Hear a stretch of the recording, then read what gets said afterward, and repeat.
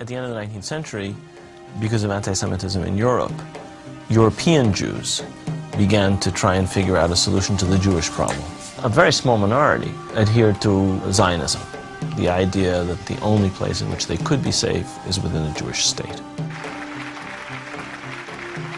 Zionist Jews actually had a design on the land of Palestine, the idea of creating a homeland for Jews in the land of Palestine. And this is really the beginning of the conflict. The mainstream Israeli Jewish society believed, because that's the way they had been educated, that Palestine was empty, had been empty when the Jewish settlers came there. Who paid the price when they settled there? Is it really true that Israel was a land without a people for a people without a land? Palestine was not empty. It was a land populated by Arabs who had a high level of culture, high level of education. With farms and markets and towns and villages and roads and commerce and lots of interaction with the rest of the world. The population was overwhelmingly Arab.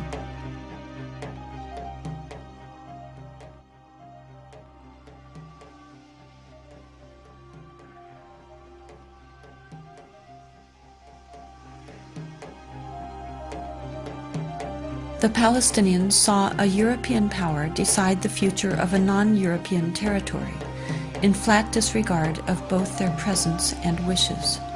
In the 1920s, as land was being stripped away from local residents, the first clashes between Palestinians and Jews began, and would continue on for years to come.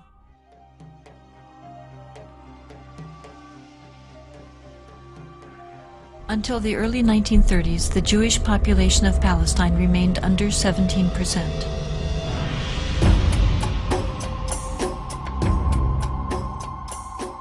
Hitler's rise to power in Germany completely changed that.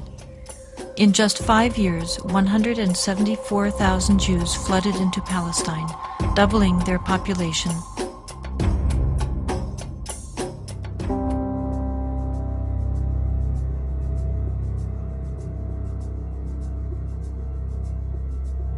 As the world attempted to make amends for the horrors of Nazi genocidal policies, efforts to make Palestine a Jewish homeland increased. In 1947, with the conflict spiraling out of control, Britain decided to turn the problem of Palestine over to the United Nations. The UN, under pressure, proposed to divide the land into 2 states, an Arab state and a Jewish state.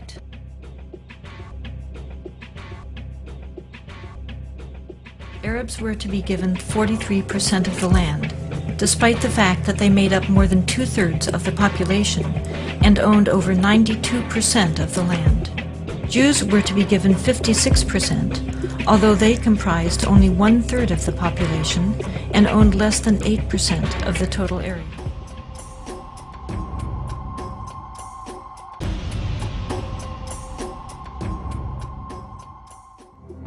The new state of Israel encompassed 78% of the total land of Palestine.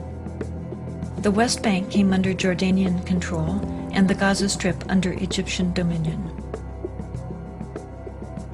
Although a truce was declared between Israel and the Arab states, true peace remained elusive, as over 700,000 Palestinian refugees languished in nearby camps, often in sight of homes to which they still held the deeds and a deep desire to return.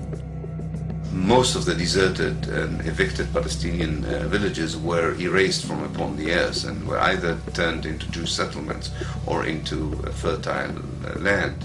Of the 500 Palestinian villages in what became Israel in 1948, 400 were destroyed.